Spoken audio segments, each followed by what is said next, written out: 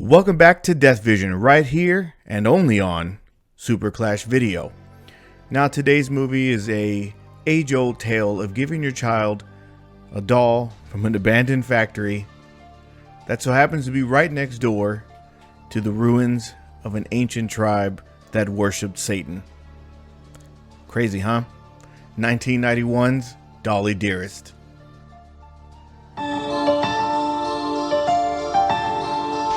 This is the doll your daddy's gonna make in Mexico. And this is the factory where we're gonna make her and sew her little dresses. Isn't she beautiful? May I have one, Daddy? From the moment they met, I'm gonna love her so much. it was a fairy tale come true. Good night, Dolly. Sweet dreams, Dolly. But this is where the fairy tale ends and the nightmare begins. Dolly?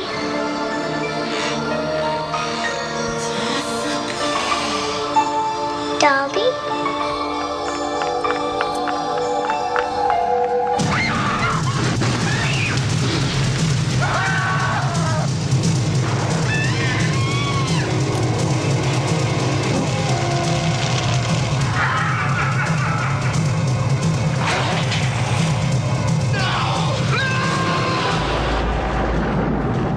It's time to play. Play with this, bitch. Dolly Dearest.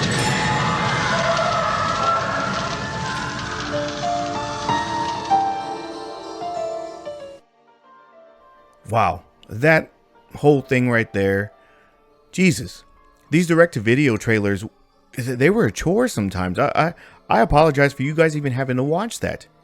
It was almost 2 minutes. It gave away the whole damn movie. They should have just played the whole thing. Jesus, nothing will test your patience more than the ads on YouTube. You know, those 10, 15-second ads that take like 3 hours to get through. So I can imagine what you guys have to go through watching this a minute and a half, almost 2-minute trailer. Dolly Dearest had a very limited theatrical release, but I feel like it made its legend in Blockbuster. Honestly, I don't know how many times I walked past this cover and thought to myself, I'm not renting that. There's no way in hell that you're going to force me to rent that. I would rent Chucky before I would rent Dolly Dearest. And mind you, this was the early 90s. I was still a wuss kid and I was afraid of everything. So, you know what? I guess things haven't changed too much, right? Anyways, walking by this cover was the stuff of nightmares. Looking at her face, the way she was, it makes me think, why are people even... Why do they like dolls that look like that? These porcelain dolls that look extremely creepy. The moment I see one, I'm already automatically feeling that it's haunted. Oh, I'm not stepping near that. But Dolly Dearest, come on. Why are these parents just giving up these horrible looking dolls to their kids? And then it didn't make anything better because I used to like the 80s sitcom Small Wonder. And the fact that her and Vicky were dressed basically the exact same kind of made me a little bit afraid for the show. And Vicky wasn't all there either. Well, I fixed it. Watch. Go ahead, Vicky. Do it. Oh, Jamie, I wish you wouldn't do that. I'm going to go out on a limb and say the best thing about Dolly Dearest is the fact that it was made in Mexico. It takes place there. It was filmed there. And I'm not saying that, you know, for whatever reasons, I've never even been to Mexico, but I can sit here and tell you that after Googling things, and I like watching videos of ghosts and whatever it is, if you believe in that, even if you don't, but Mexico has got to be the most haunted, horrible place in the world. Yeah, sure. You know, you look at TV and they're there and they have hot chicks, they have whatever, you name it, great food. Who cares? Everything is freaking haunted in Mexico. They have witches. They have trolls. There's even a video about a woman who died on her way to her wedding and her mother preserved her and made her into a mannequin for her wedding store, like a wedding dress store, and propped her up in the front, right in the window, the display, for everybody to see. And the story goes that she moves around at night. Google these things. So Dolly Dearest is not so far off of a moving doll. Because I'm going to show you guys a little video of dolls actually moving on their own in Mexico. Check this crap out.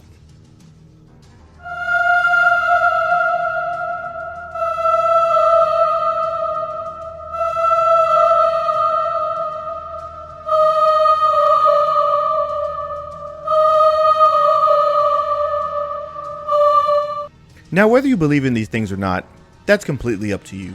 But I'm going to tell you right now, that stuff is completely terrifying. You can go ahead and YouTube any of these things that I told you about. All this stuff, it's right on there. And it's going to scare the crap out of you. I'm not going to tell you anything more because this show will turn into one of those paranormal investigation shows. And I just don't feel like going there. Well, at least not yet.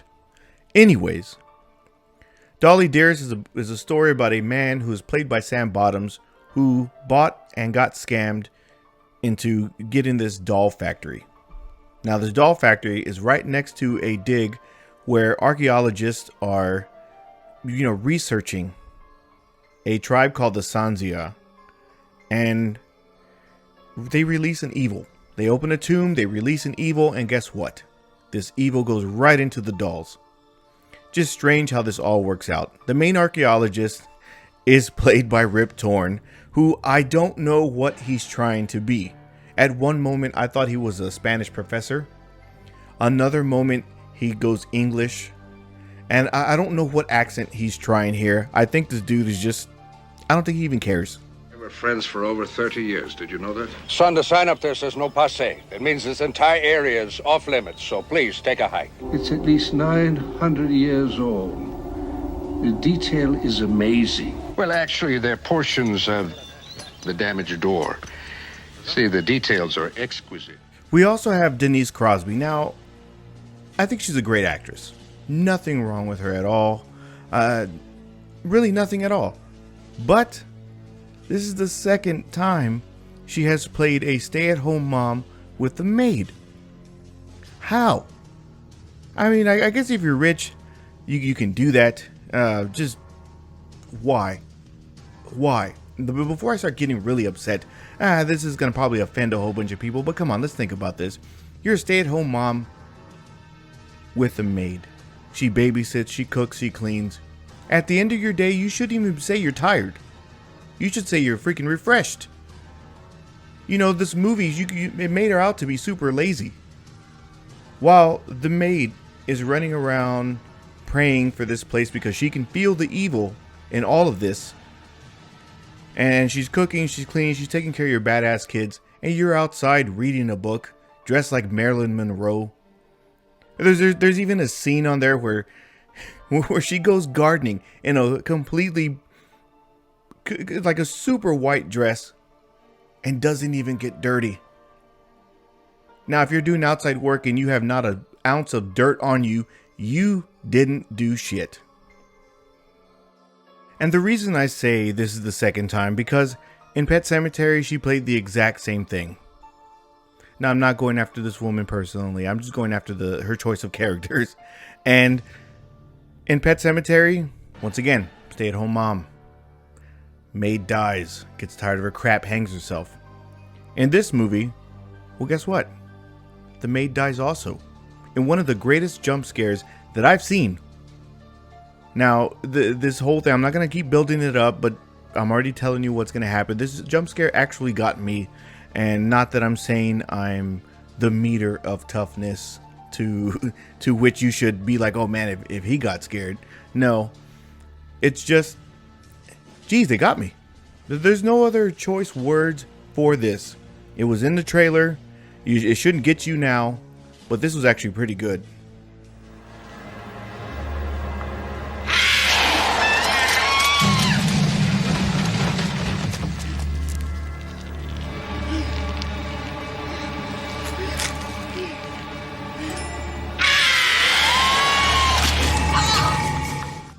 So if you recognize the maid in this movie, then you've probably seen the movie Selena way too many times because she plays Yolanda in that movie and that's all she's ever going to be remembered as. I've seen her in quite a few other things. I think she's a great actress too. It's just, that was the role that made her pretty much hated.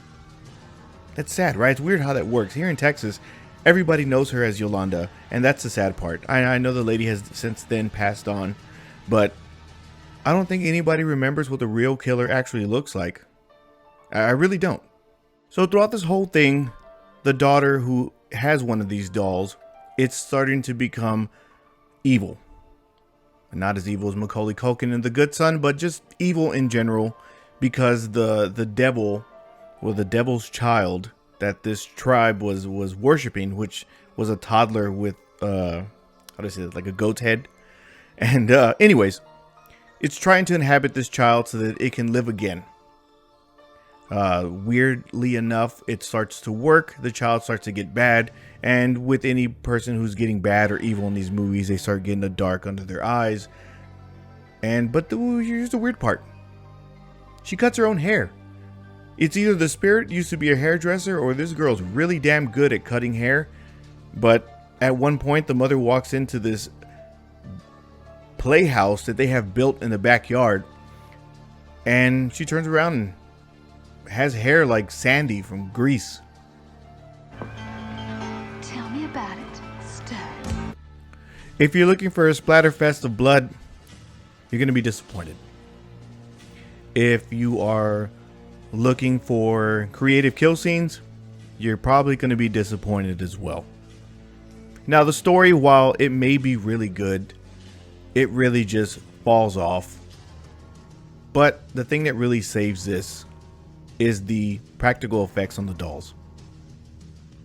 Now, I'm going to go out on a limb and say that the way that the doll looked, to the way it moved, to the facial expressions, were better and miles better than anything that Cult of Chucky would have had, anything that Curse of Chucky, any movie after Bride of Chucky, up until probably like the new Chucky series. I don't want to say his name any further.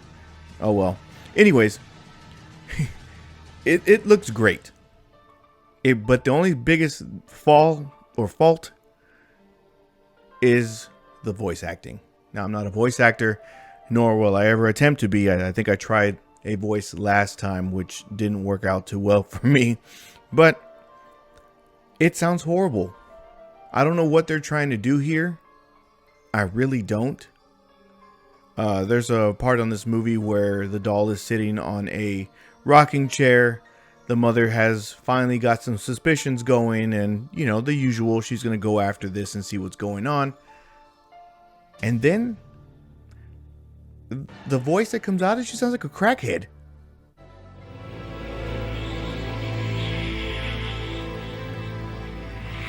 Where is she? What have you done with her? She's in here with me. She belongs to me. I'll suck you off with 3 cigarettes. Now get a job.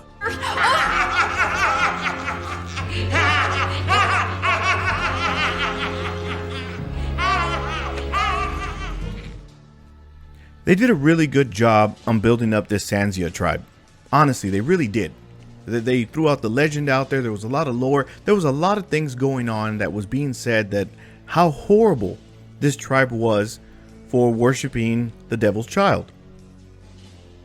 And to think that the ending of this movie did not deliver. That's where I get upset with this. I watched this for the first time in a long time a couple weeks ago, just because I saw it sitting there. And to my surprise, I completely forgot a lot of it, which is kind of unheard of if you actually know me. I remember a lot of things. But this time, wow. I sat and the jump scare got me, but then the ending really pissed me off, mostly because it just abruptly ends. It doesn't end abruptly, like kind of like the Texas Chainsaw Massacre. You know how at the end he's swinging around the chainsaw, he gets all crazy, and it just stops. That was effective. That was haunting. No, with this, I'll give you a little quick lead up to how this thing ends. The son gets a shotgun, shoots one of the dolls. The doll explodes open, and they figured that's how they stop evil, by destroying the dolls. Now, mind you, at the beginning, this evil spirit kind of ran through things and made its way to these dolls, but who knows? So Rip Torn and the dad decide, hey, let's go get sticks of dynamite, destroy this whole factory. All the rest of the dolls are in there. Let's get this done. Well, that's how you stop evil, I guess, with dynamite. The writers must have just didn't care, or they ran out of time. I don't know. There's not too much trivia that goes on with this to try to let you know, like, hey, maybe they ran out of, like I said, maybe they ran out of time. No, none of that stuff. I'm assuming they're happy with what they wrote, because I sure as hell wasn't. Now, I'm going to tell you I like this movie. I really do. But there's no part of the end that ties up anything. They blow up the factory. Nobody knows what happens to the little girl. You just hear the dolls, they're screaming like they sound like critters. Nothing. That's it. That's really all you get. And to think that evil can be stopped that way. Wow. Were these dynamite, was all this TNT blessed by a church? I don't know. None of it made sense to me. Kind of like how I'm probably not making sense right now. I was actually looking forward to maybe of some sort of hint of a sequel for this. Maybe at the end there was a doll that just kind of wasn't completely destroyed and it got up and ran off and you heard that crackhead laughter. And it would have said, oh, okay, cool, then the credits would have came. None of that stuff even happened. Nothing. It's actually completely disappointing. This is one of those cases where the cover of the movie is better than the actual movie itself. Now, here I am being the idiot saying all this bad stuff about this movie, but I enjoyed it. I actually bought the re-release, a Blu-ray release of Dolly Dearest that Vinegar Syndrome released a couple years back. I spent like $30 some odd on it, but it was pure nostalgia for me. Looking at this cover takes me back to Blockbuster and walking past this thing and knowing that I'm not going to rent that. It is just way too much for me. And now being an adult, I wish I can go back in time and tell myself, dude, just go ahead and rent it. It's not even that crazy. Now I'm going to link this movie in the description of this show. And you can watch it for yourself. It's free. I'm not asking you to go out and buy this thing like I did. Just go out and check it out. It's not too bad. And as usual, you can look for not only Death Vision content, which is the second episode. I'm actually talking like I have like a whole bunch of them, right? Anyways, Geof and Ryan are always putting out great things on this channel. Ryan has a Radical Retro Rewind podcast. I kind of have to say that a little slow because I'll just end up turning my R's into W's. You know what? I'm just going off into tangents. But go ahead and check out everybody's pages. All that stuff is going to be linked in the description. And I'll see you guys next time.